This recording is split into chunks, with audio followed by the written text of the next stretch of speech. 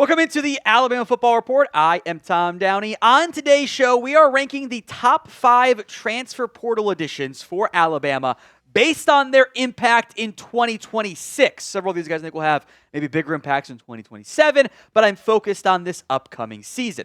Before we dive into it, look, we've broken down the class before. You've probably got a good feel for it. Grade the Alabama football transfer portal class this year for me. A, B, C, D, or F. Let me know in the comments section of today's show.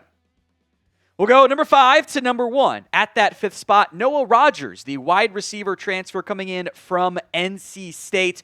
Wasn't crazy productive for the Wolfpack, but he had 2 solid, serviceable years. Former highly touted recruit who began his career at Ohio State.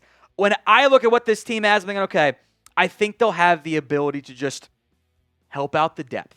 Ryan Williams, you're banking on a big-time season out of him. Latsier Brooks, I'm super excited about. Could he push Rico Scott for a role, for an impact? I would actually say yes. I think that is a possibility, but the rest of this group is kind of thin. It's not a bunch of proven guys. There's talented young guys led by Derek Meadows and Ced Morgan, but I think adding, I know it feels weird for college, but it's like the NFL's veteran signing for depth. Like that's essentially what Noah Rogers is. I think will benefit Alabama and at least give them more playable options, not just in the season, but frankly, I wouldn't ignore the fall and the spring because you're going to have a quarterback battle and can't have just 3 good receivers. They need to, not everyone gets the same reps necessarily. Having some good depth there does matter a lot. Plus injuries, all that other stuff. Who do you think is the biggest transfer portal addition for the Crimson Tide this year? Let me know in the comments section of today's show.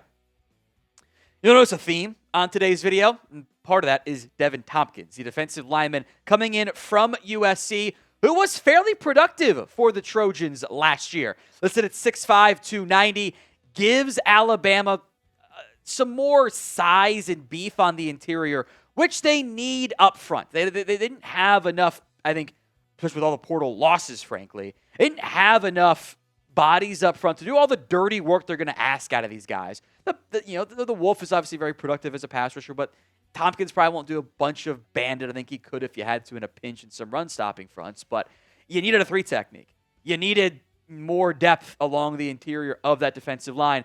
I would not be surprised if Tompkins starts and plays a pretty sizable role this upcoming season for the Crimson Tide. His production outweighs some of the other ones, even a player I have ahead of him on this list, but we'll come back to that here in just a second. First, we want to give a special shout out to Kalshi for partnering with us here on the Alabama Football Report. Kalshi flips the script by giving prediction markets back to the people, enabling fair peer-to-peer prediction trading. If you want to try it out, Kalshi's giving $10 to anyone who signs up at kalshi.com/Alabama Football Report and uses code Alabama Football Report and trades $100. Kalshi facilitates trades between people, kind of like the stock market. That means there's no VIG, no limiting your trades just because you're winning. It is the largest legal prediction market in the U.S. and available in all 50 states. These are real money markets, people trading on what they think will happen. Here's how it works. When you trade a contract, let's say 45 cents, that means the market thinks there's a 45% chance that it will happen. And if it does, you get $1 per contract. So you'd more than double your money. Look at this market. I'm all over no on Kayden DeBoer being out before September. That's a no-brainer at this point. He's not going to leave. Even at 89 cents, I am all over the no side of it. Get started with our partner, Kalshi, today. Kalshi's giving $10 to anyone who signs up at kalshi.com/Alabama Football Report and uses code Alabama Football Report and trades $100. Thank you to Kalshi for partnering with us here on the Alabama Football Report. Number 3 is Terrance Green, who wasn't as productive as Thompkins, but I think fits really well and fills a huge need for what Alabama needs. And by the way, if you were answering from a literal perspective, the biggest, that's Terrance Green.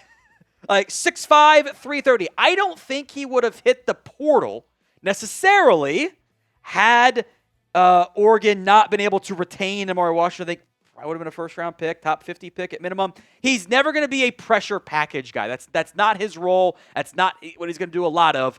But I do think he can help you out as a run stopper. And you've got some flexibility up front now. Desmond Zumalu could have been an option on this list. Devan Thompkins, I'll plug him in at Bandit, but they could do defensive tackle stuff, especially Thompkins fits that role pretty well. Like, almost like, I think Thompkins strikes as like a 5 technique defensive lineman. Like, he can do base end in like the 3-4 looks and can do 3 technique stuff as needed. He plays a lot when they go to the 4-man fronts. He's out there in like 3rd down. He's out there at defensive tackle along with maybe a Simmons or an Edric Hill. You lost so many pieces and so much turmoil and change along the defensive line in particular. Getting all these different transfers, Green, Caleb Smith, Thompkins, Desmond, Desmond, you needed all these pieces. Like, there's 4 guys going to play big roles for you up front on the defensive line. The big question, though, did Alabama get better this offseason? Y for yes, N for no. Let me know in the comment section of today's show. Number 2 is Caleb Woodson, the linebacker transfer from Virginia Tech. They needed somebody like this. They lose their top 3 linebackers. That wasn't a huge surprise. It was expected, etc., blah, blah, blah. Woodson has experience. He's played a lot in his time in college. Was a bit banged up this past year. The coaching turn led him hitting the portal there. Maybe by the end of the year, he's not even the best linebacker. Maybe QB Reese emerges or Kayden Jones, who Alabama I know are both excited about after having time in the defensive scheme here. But Woodson, I think, is going to be your day 1 starter. Like, he's the experienced one. Hell, maybe Xavier Griffin has a breakout, instant impact freshman campaign. But with so much loss up front and not that many snaps that existed along the interior of that linebacking core, the inside linebackers, you had to get someone with experience. I think Woodson's going to have his best year ever for Alabama this offseason. I think will put himself into the true drafted conversation. We are free on the Alabama Football Report. So if you haven't already, do me a favor. Do yourself a favor. Hit that sub button right now. I am completely cheating at number 1. And this kind of turns really top 5 into top 10 because there's 6 different offense linemen transferring in. Take your pick as to which one you think will have the biggest impact and the biggest role this year. It's probably multiple, but they bring in 6 transfers. Jayvin James, Mississippi State. Nick Brooks out of Texas. Racin Delgatty from Cal Poly. Kayden Strayhorn from Michigan. Ty Haywood from Michigan. Ethan Fields out of Ole Miss. There's a scenario that exists that 4 of those guys emerge as a starter. Maybe the over-under is like 2, because I think that they're excited about Jackson Lloyd and William Sanders, but Nick Brooks was a guy they tried to recruit out of high school. Jayvin James has experience in both left tackle and right tackle. And I would not be surprised if at some point this year he at least starts, even if he doesn't win the left tackle job. And it's Jackson Lloyd, who I know they're very excited about. Or maybe Lloyd needs another year. Well, you have the experienced option. James wasn't a superstar player at Mississippi State. He was hurt by the Bulldogs trying to go out and recruit his replacement or in the transfer portal and said, okay, I'm going to leave. Then the Bulldogs lose both of them, which is how it goes sometimes. At minimum, this is going to be a really good swing tackle for you, which you didn't have, really. Nick Brooks played for Texas. I don't think he played well for the Longhorns this past year. He had a really bad game against Kentucky, by the way. But I think Brooks as a piece does give you tackle and guard flexibility. I would bet one of the new starters up front at center is a transfer. Racin Delgatty, they're trying to just recreate the Parker Brailsford thing as an undersized athletic center. I think fits pretty well schematically, but it's a big competition jump. I think makes it uncertain, like just how good he's going to be. We saw Kayden Strayhorn, I thought, do a pretty good job in the bowl game against Texas, and now gets to reunite with his teammate Ty Haywood, more on him in a little bit, and opponent Nick Brooks. I think a Strayhorn Delgatty competition will exist at center, and especially Strayhorn, I think, also offers guard flexibility. If you have to push him to the inside if he doesn't win the job, or can be your swing interior offensive lineman. I am excited about Ty Haywood, who kind of, in a way, comes back home after being committed for so long to Alabama. Hardly played at Michigan. Can play tackle, can play guard. I would think that maybe guard is a better short-term, long-term fit for him. That's also been a benefit of James coming in. Now Haywood doesn't have to worry about playing tackle too. He can just go play guard. I think that helps you. Ethan Fields has hardly played in his time at Ole Miss. This strikes me as very much of a depth addition. Like, he's, maybe he's your 9th offensive lineman. But, you have all the starters on there, for now, 3 incumbents. But then, your next 6 guys might all be guys who transferred in.